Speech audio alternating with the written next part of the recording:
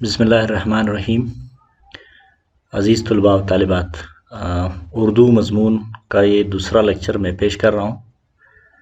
पहले लेक्चर में हमने दिए गए इक़्तिबास या पैराग्राफ की तशरीह या सलीस उर्दू सीखी थी। ये दूसरा लेक्चर है, इसमें हम सबकी खुलासा सीखेंगे।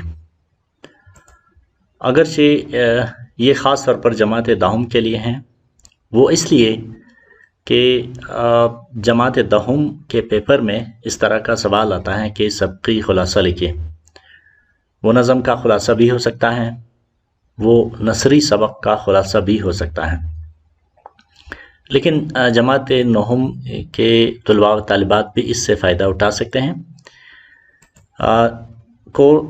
इसका सिलसिला आगे बढ़ाते हुए सबक का खुलासा क्या होता है? किसी तवील इबारत, नज़म या अफसाना को इस तरह मुख्तसर करके लिखना कि कोई अहम बात नज़रअंदाज ना हो और ना अपनी तरफ से किसी बात का इजाफा हो, तबसरा किया जाए और ना ही कोई नतीजा अखज़ किया जाए। इसको सबकी खुलासा कहा जाता है। ठीक है, और बात बिल्कुल वाज़ेह है कि आपने जिस तरह अंग्रेज़ी में प्रेसी राइटिंग, ये भी तकरीबन प्रेसी राइटिंग ही की एक शक्ल है। इसमें तवील इबारत को नसरी सूरत में पेश किया जाता है। इसमें नज़म भी हो सकता है, अफसाना भी हो सकता है, लेकिन जब आपने सबक का खुलासा लिखना हो तो आपने उसको नसर की शक्ल में लिखना है। आपने अपनी तरफ से किसी बात का इजाफा नहीं करना है, बल्कि जो कुछ सबक में बयान किया गया है आपने उसका खुलासा अपने अल्फाज में बयान करना है।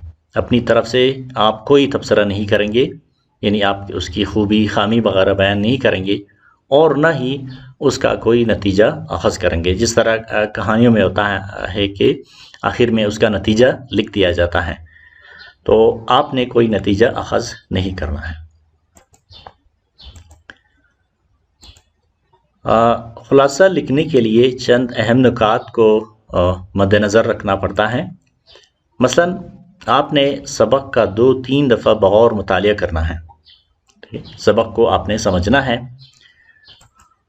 और उसके बाद आपने अहम नुकात नोट करने हैं।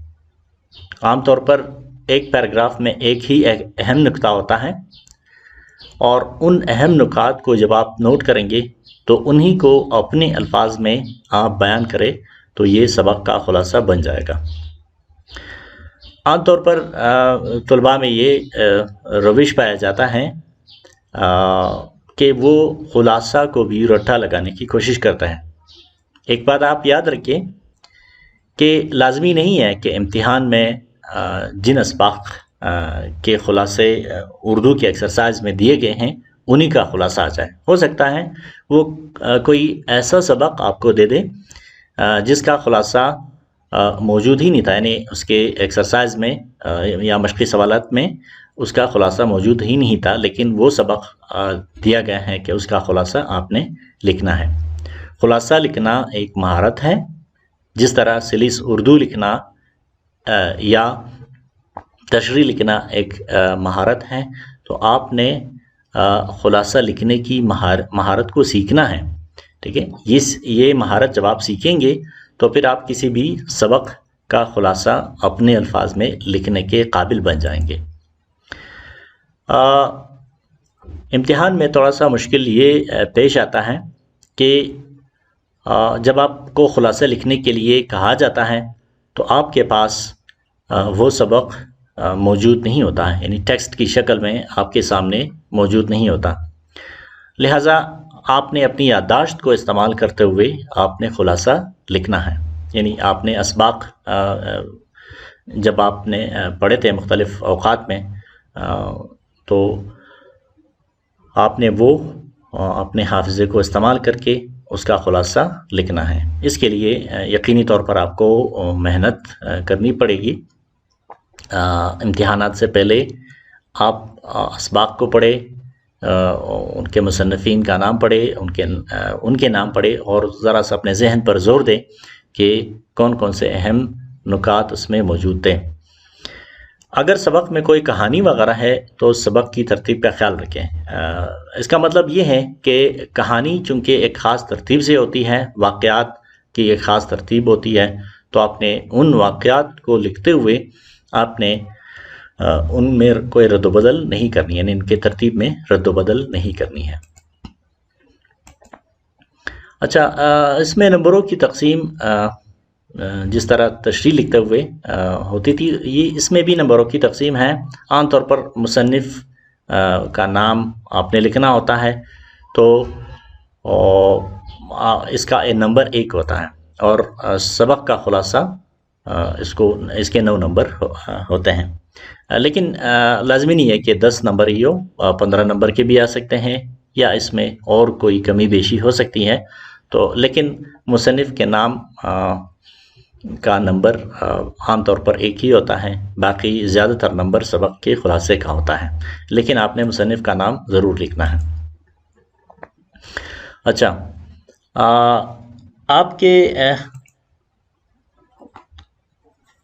اردو جمع دیتا ہوں کہ اردو کی کتاب کا سبق نمبر 2، سبق کا نام ہے مولوی عبدالحق، اور اس کے مصنف ہے شاہد احمد دہلوی۔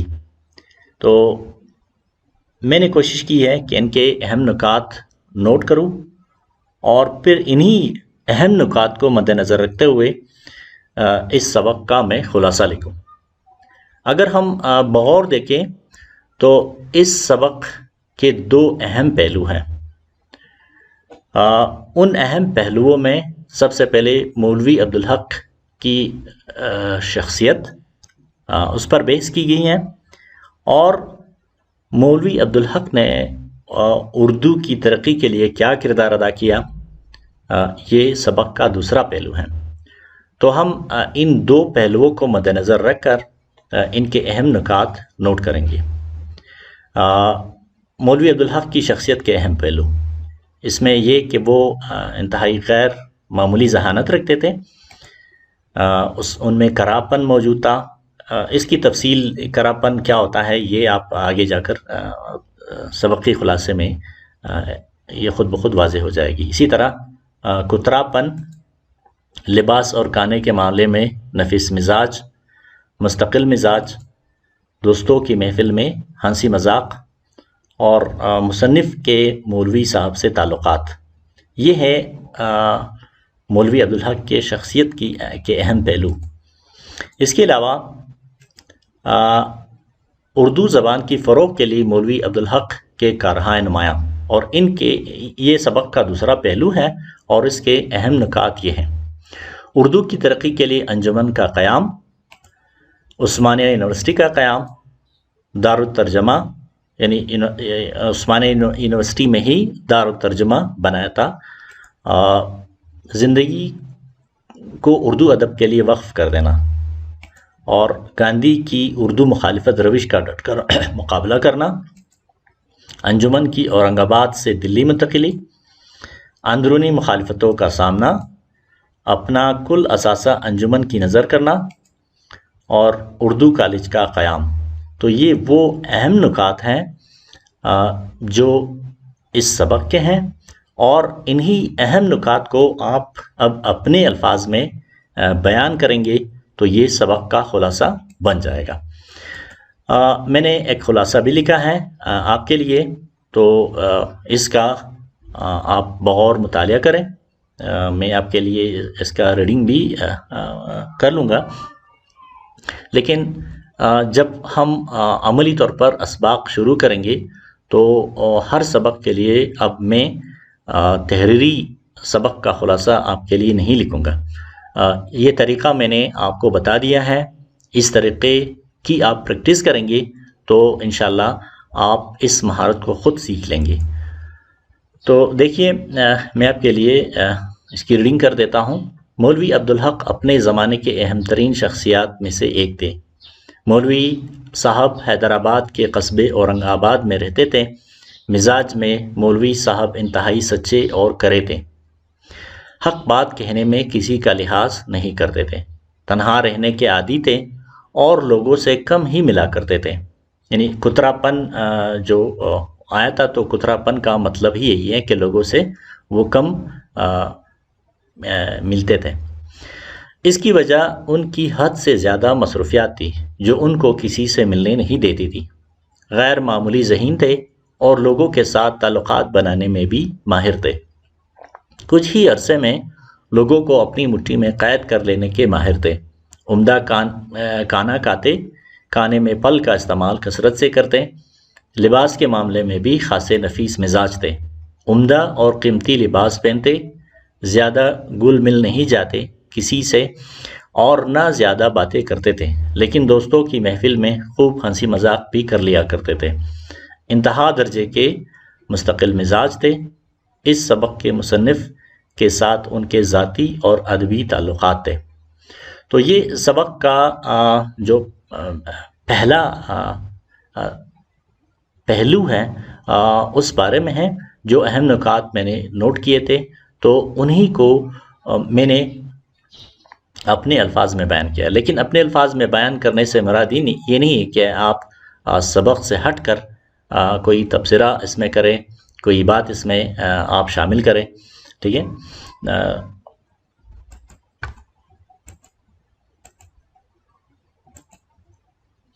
اسی طرح آگے ہیں، مولوی عبدالحق نے اردو زبان کی فروغ و ترقی کا بیڑا اپنے کاندھوں پر رکھ لیا تھا اور اس کے لیے اپنی ساری زندگی وقف کر دی. اردو کی ترقی کے لیے انجمن نے ترقی اردو اور اورنگ آباد میں قائم کر لی تھی اور اس کے لیے حیدرآباد کے تمام اشرافیہ کی حمایت حاصل کر لی تھی. یہ انجمن سارے ہندوستان کے لیے اردو کا مرکز بن گئی تھی. عثمانیہ یونیورسٹی کا قیام مولوی صاحب کی کوشش سے عمل میں آیا، جس میں ایک دارالترجمہ بنایا گیا. اس میں دوسری زبانوں میں لکھی گئی علوم و فنون کی کتابوں کا ترجمہ اردو میں ہوتا تھا اور جلد ہی اردو کو بہترین ذریعہ تعلیم کا مقام بھی دلایا. اردو کے لیے اپنی زندگی ایسی وقف کر دی کہ ساری عمر شادی بھی نہیں کی. دراصل مولوی صاحب نہیں چاہتے تھے کہ بیوی بچوں کی وجہ سے اردو کی خدمت گزاری میں کوئی خلل آئے. اردو کی ترقی جب گاندھی جی کو ناگوار گزری اور انہوں نے اردو زبان کو محدود کرنے اور ہندی کو ہندوستان کی واحد قومی اور سرکاری زبان بنانے پر تل گئے، تو مولوی صاحب ان کے سامنے دیوار بن کر ڈٹ گئے اور آخر تک ان کا ہر محاذ پر مقابلہ کیا.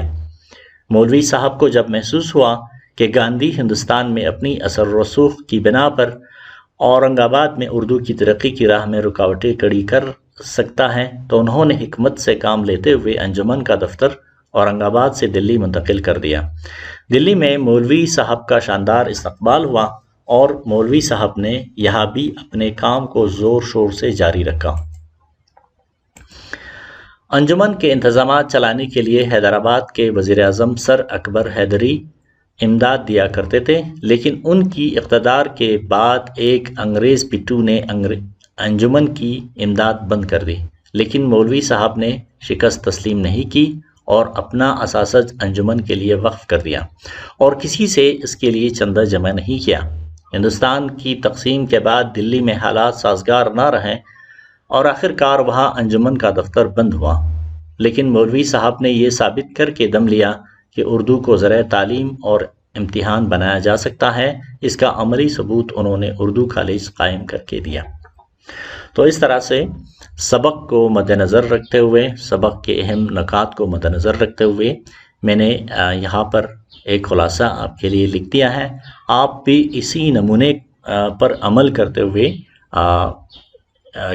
کوئی بھی سبق آپ لے لیں، اس کے اہم نکات آپ نوٹ کریں اور پھر آپ ایک خلاصہ اس کے لیے لکھ دیں.